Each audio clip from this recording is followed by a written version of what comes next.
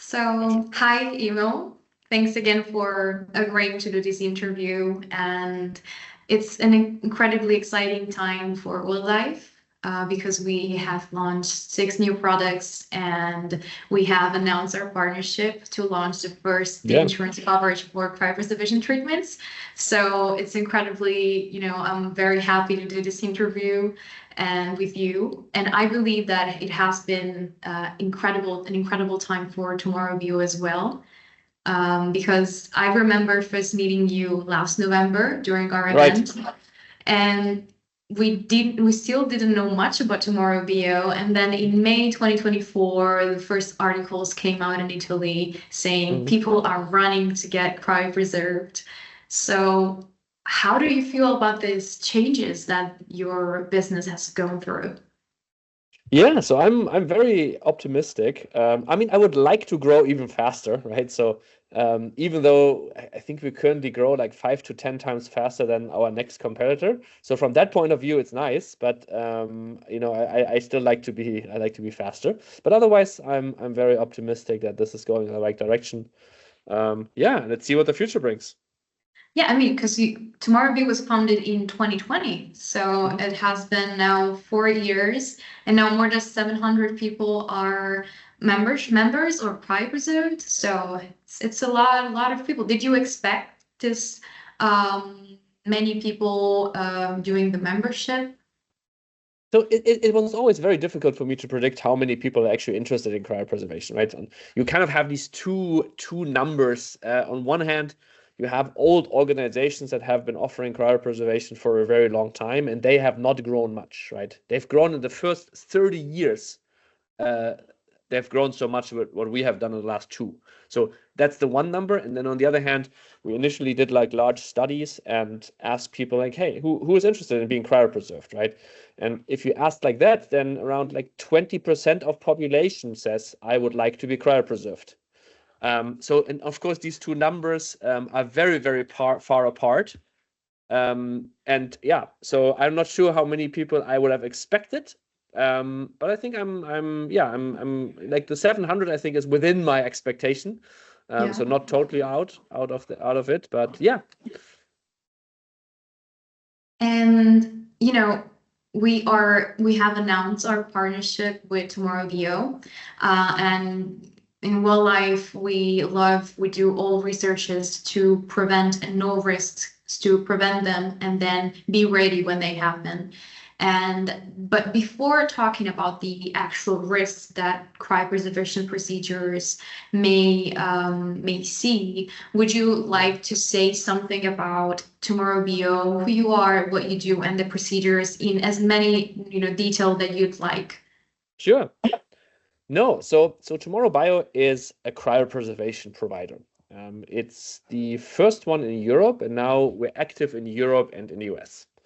So what do we actually do? So in the end, we're an organization in the broadest sense in the longevity space for people who say, I would like to live healthier and longer. We do the longer part.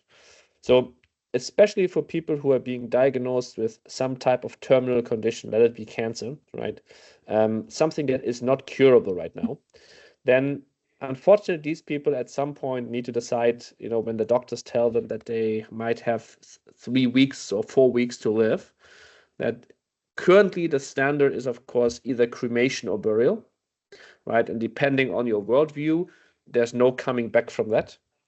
Whereas cryopreservation, I think, and this is the best way to think about it, if the choice is cremation or burial, then cryopreservation is the alternative that at least maintains a chance, it's not a guarantee, but it maintains a chance that in the future medical technology will have advanced at some point to make the cancer curable or whatever the condition is that led to the patient's death. And at the same time, that it is possible to revive someone from cryopreservation so that these people then can live on in the future. And basically, what we do A to Z. We have medical teams. We do all the funding. We have, the long-term storage. We do research in that space. So everything that is somehow related to offering this service, we offer at Tomorrow.bio. And this is not strictly related to, you know, human cryopreservation, but I know that you also do pet Right. cryopreservation. And first of all, is it the same procedure for human as is pets, or is there anything different? Yeah, so it's fundamentally the same procedure. So of course there's small differences depending on the pet, but by and large it's the same procedure. And we do offer that because there are people out there who might not have decided if cryopreservation is even for them.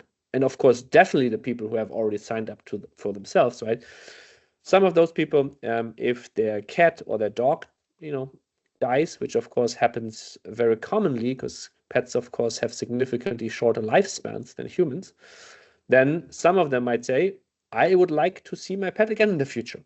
And similar to what I just said in humans, instead of being cremated or buried, I would rather have that pet cryopreserved.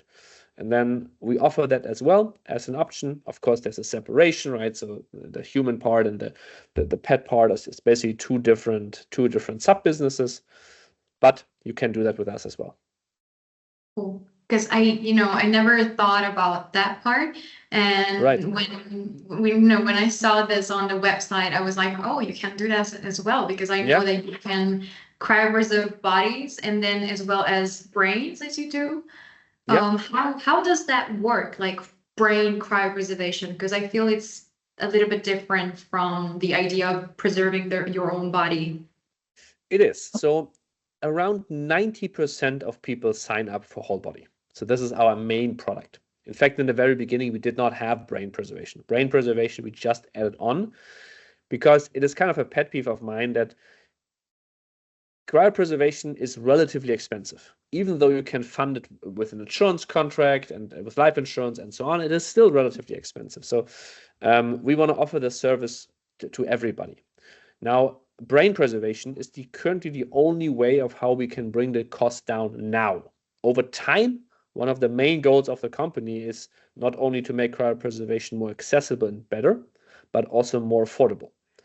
Now, brain preservation in general works very similar to whole body cryopreservation as well. The procedure is exactly the same and so on. The only difference is in the end, only the brain is kept in long-term storage. And the logic behind it, of course, is that everything that we value, or at least most of what we value, memories, identity, personality, and so on, as much as we currently understand that, these parts are in the brain. So for all intents and purposes, if your brain is around, you are still technically there, right? In some sense of the word, at least.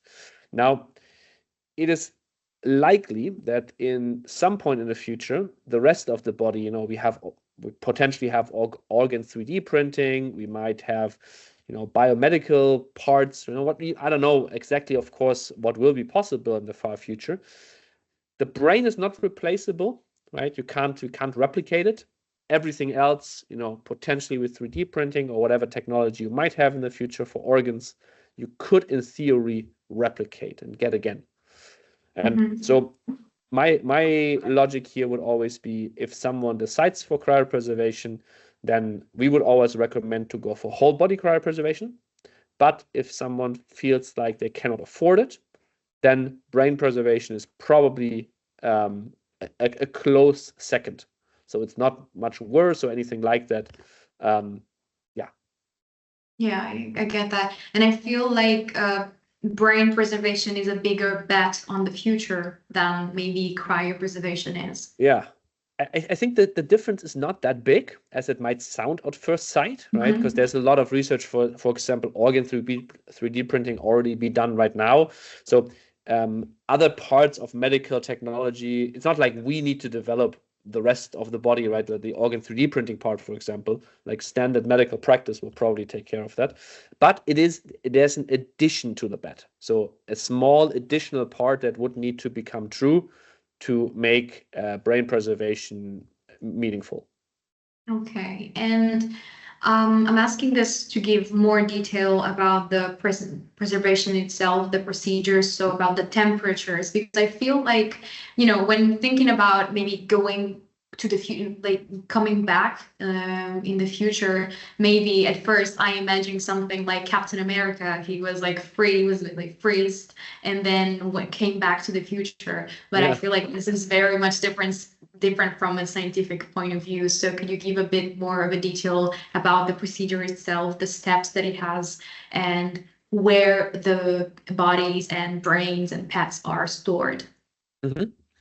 So the fundamental technology of cryopreservation for humans or pets or brains is exactly the same as you would with in vitro fertilization, where you cryopreserve one egg cell, right, for future use, or how you would make cells in a lab usable over very long periods of time. You cryopreserve them as well. I know that this topic is colloquially usually called freezing people, but it's in fact quite the opposite. So it is, and that's why it's called cryopreservation, because freezing would mean ice crystal formation. We do everything to not have ice crystals. So what you pretty much do at the time of death, right? So cryopreservation is never done early, right? It is only if the alternative is, if pretty much the doctors have said, we have tried everything, every intervention, every treatment, every surgery, the cancer or whatever the disease might be is not curable. We can't do anything anymore. Right? Only then, if the alternative is cremation or burial, as I said before, then cryopreservation would be the option. Now, at that time, we have one of our teams, one of our medical teams, on site, close to the hospital, for example. And then the second the doctors say, this patient is now legally dead, then we are allowed to take over. So without any delay in an ideal circumstance, we take over and we start cooling the patient immediately as much as possible. At the same time, we do chest compressions, we give oxygen, we give medication to reduce the metabolic activity, to basically to reduce the cells, how fast the cells metabolize. Because the dying process on a cellular level is an active process. It needs the metabolism. Now, if you slow this down, if you cool down and while cooling down, slow down metabolism, you reduce the speed at which these cells die. And then you go lower and lower and lower in temperature. So the metabolism goes slower and slower and slower. And at some point, it, for all intents and purposes, stops.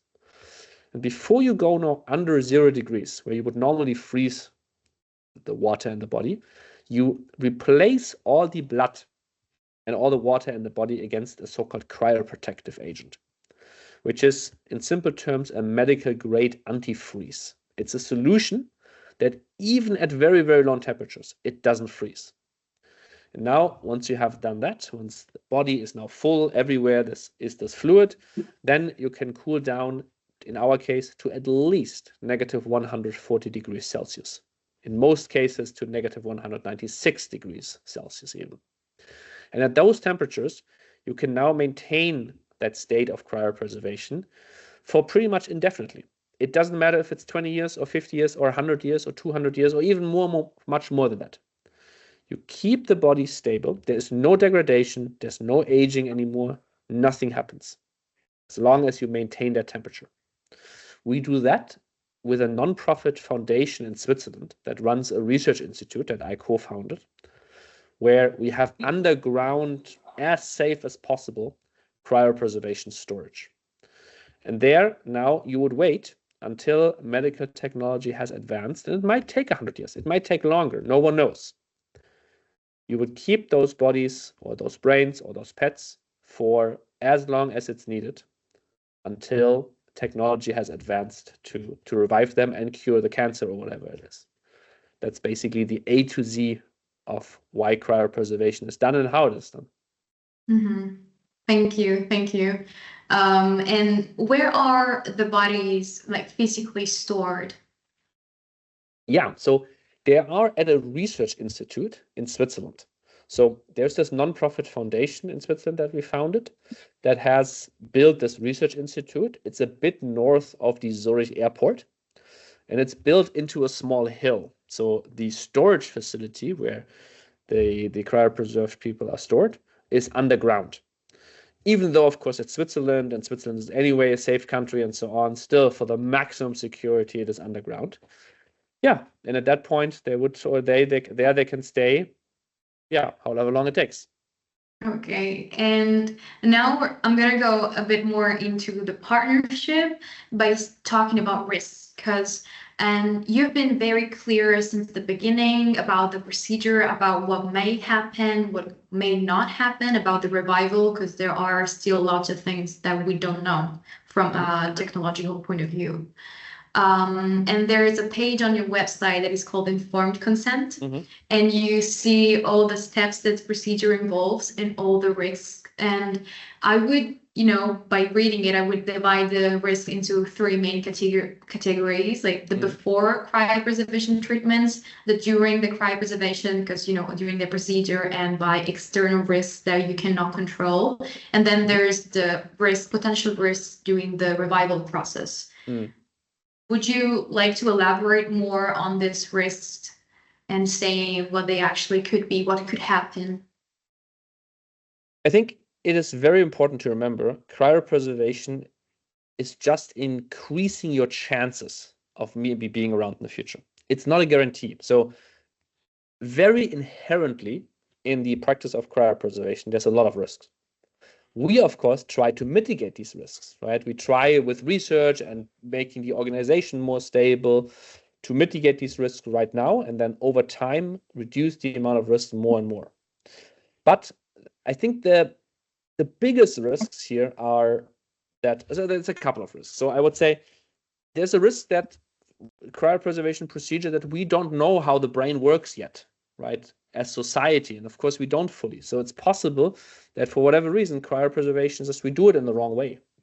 Of course, there's a lot of research that implies that probably it's the right way, but it's just a possibility. There's still some risk. There's a risk that in the future, the funding of that organization, even though it's a foundation and it's very risk adverse, right, might go out of business. I think that's not super high of a probability, but it is possible. Then, of course, there's the risk that you wake up and you need money or you need medical treatment or something that after cryopreservation, of course, it's very difficult to predict how the future would look. There's also like a geopolitical risk. It's possible that Europe and Switzerland or the whole world even becomes unstable with wars or global warming or whatever it might be, right? So there could be a lot of those things. So from a lot of angles, from governance, from funding, from the medical side, there's a multitude of different risks that are potentially problems with cryopreservation. Yes, and I think that our partnership, the partnership between Tomorrow.bio and Wallife is exactly in this point, meaning that we, as you say on your website, there are things that are out of our control, and as you're also saying now, but I think that by studying and doing researches, we can help know a bit more about these things that can happen, and maybe be able to prevent and help people in case anything were to happen. So I think that this is the main point of our partnership, and I think that this is incredibly amazing that you have agreed to this, and we're very much looking forward to knowing more about this procedure and to working more on the product that will be able next year. So this part is super exciting for us, right? Because for us, risk mitigation, of course, is an important factor, but we're not an insurance company. So parts of those risks we can mitigate together with partners. So this is a very exciting prospect and partnership, and see how it goes. Yeah. Yeah, it is. It is. So thank you again for letting me ask you these questions. Of course, everything is super interesting, and I didn't know much, and I still don't know a lot, but it's always interesting to know more and just get pieces by pieces. No, amazing. Yeah, thanks for chatting. Thank you. Awesome. Bye-bye. Bye. Thank you.